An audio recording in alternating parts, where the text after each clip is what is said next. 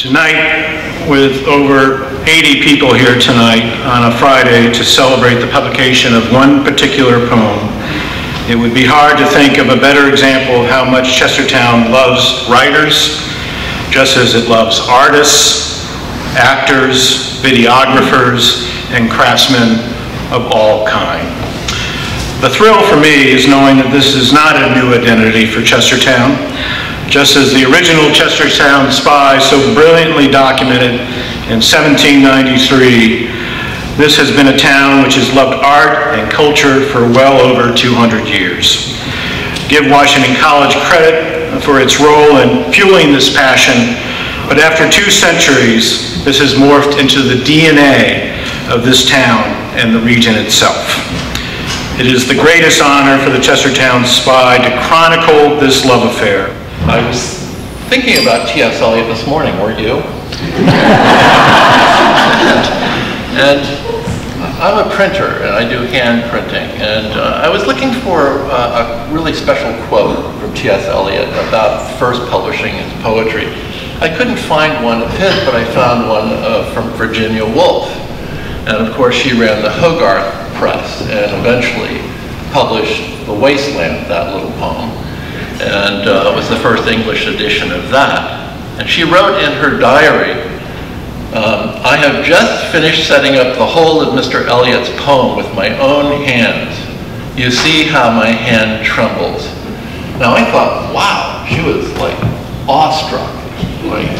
But actually she was exhausted.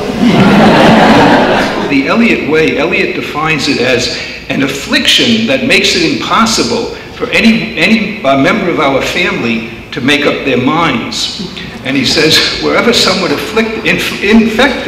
wherever someone infected with the Eliot way stepped on the ground did not simply give way, it flew into particles.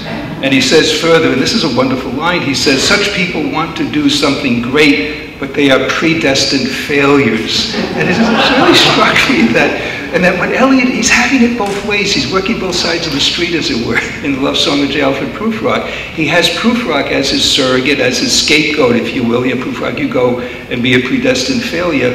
And then he, at the same time, is making this monumental work. I mean, it's one of the most famous. It is the breakthrough modernist poem of the 20th century. The love song of J. Alfred Prufrock. Se io credesse che il mio risposta fosse a persona che mai tornasse al mondo, questa fiamma staria senza più scosse.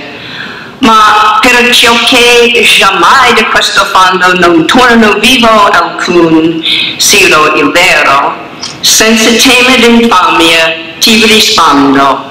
Let us go then, you and I, when the evening is stretched out against the sky like a patient etherized upon a table. Let us go through certain half-deserted streets, the muttering retreats of restless nights in one-night cheap hotels with sawdust floors and oyster shells, streets that follow like a tedious argument of insidious intent to lead you to an overwhelming question.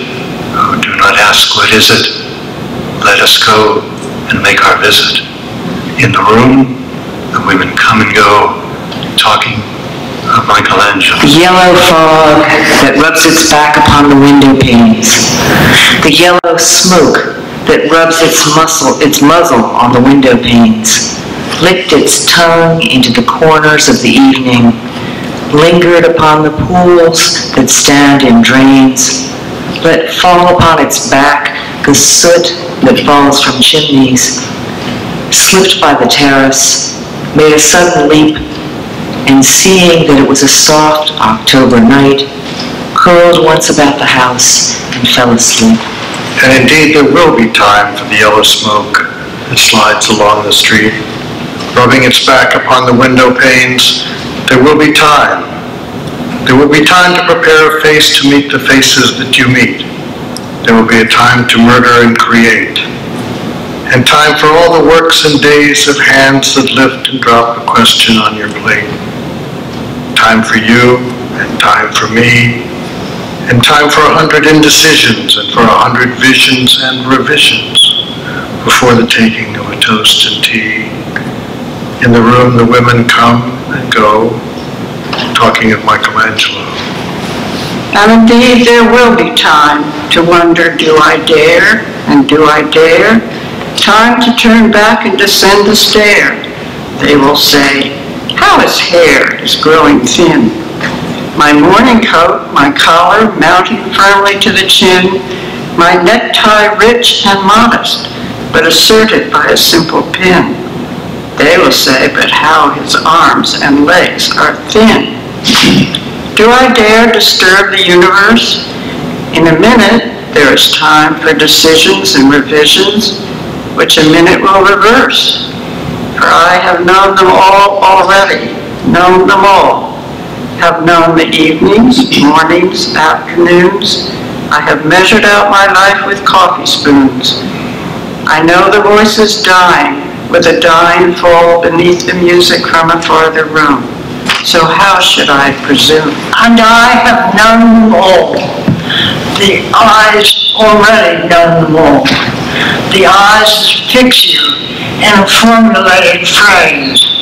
And when I am formulated, sprawling on the wall, when I am pinned and wriggling on the wall, then how should I begin to spit out all the butt ends of my days and ways? And how should I presume? And I've known the arms already, known them all. Arms that are braceleted and white and bare, but in the lamplight, downed with light brown hair. Is it perfume from a dress that makes me so digress? Arms that lie along a table or wrap around a shawl. And should I presume? And how should I begin? Shall I say I have gone at dusk through narrow streets and watched the smoke that rises from the pipes of lonely men in shirt sleeves leaning out windows? I should have been a pair of ragged claws scuttling across the floors of silent seas. And the afternoon, the evening, sleeps so peacefully, smoothed by long fingers, asleep, tired, or it malingers stretched on the floor here beside you and me. Should I, after tea and cakes and ices, have the strength to force the moment to its crisis? But though I have wept and fasted, wept and prayed, though I have seen my head grown slightly bald, brought in upon a platter, I am no prophet, and here's no great matter. I have seen the moment of my greatness flicker, and I have seen the eternal footmen hold my coat and snicker. And in short, I was afraid. And would it have been worth it after all? Would it have been worthwhile after the sunsets and the dooryards and the sprinkled streets, after the novels, after the teacups, after the skirts that trail along the floor, and this and so much more? It is impossible to say just what I mean, but as if a magic lantern threw the nerves and patterns on a screen. Would it have been worthwhile if one, settling a pillow or throwing off a shawl and turning toward the window, should say, that is not it at all. That is not what I've meant at all. No, I am not Prince Hamlet, nor was meant to be. I'm an attendant lord, one that will do to swell a progress, start a scene or two, advise the prince, no doubt an easy tool, deferential, glad to be of use, politic, cautious, and meticulous, full of high sentence, but a bit obtuse, at times indeed, almost ridiculous, almost at times the fool. I grow old, I shall wear the bottoms of my trousers rolled. Shall I part my hair behind? Do I dare to eat a peach? I shall wear white flannel trousers and walk upon the beach. I have heard the mermaids singing, each to each. I do not think that they will sing to me. I have seen them riding seaward on the waves, combing the white hair of the waves blown back when the wind blows the water white and black. We have lingered in the chambers of the sea by seagulls wreathed with seaweed red and brown, till human voices wake us and we drown.